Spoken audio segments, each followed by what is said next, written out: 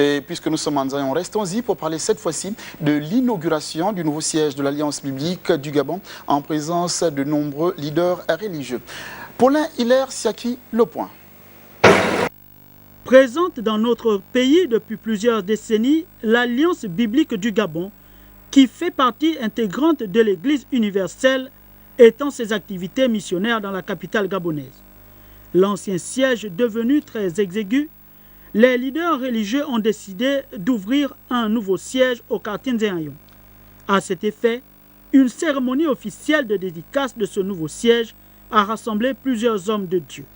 Il était pour nous plus important de changer le cadre de travail de l'Alliance biblique parce que c'est une structure qui est implantée au Gabon depuis 1959, bien avant les indépendances.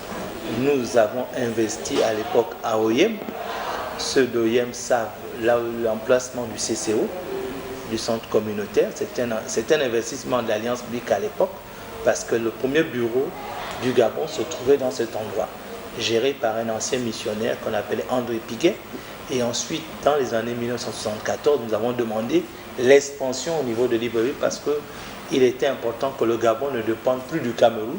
L'Alliance biblique, qui s'est investie depuis plusieurs décennies, veut être un véritable relais d'évangélisation au travers des œuvres saintes qui y sont produites. Nous pensons que plus que jamais, nous devons encourager les gens à pouvoir lire la Bible parce que dans la Bible, nous trouvons tout. Tout ce qui concerne le monde se trouve à l'intérieur.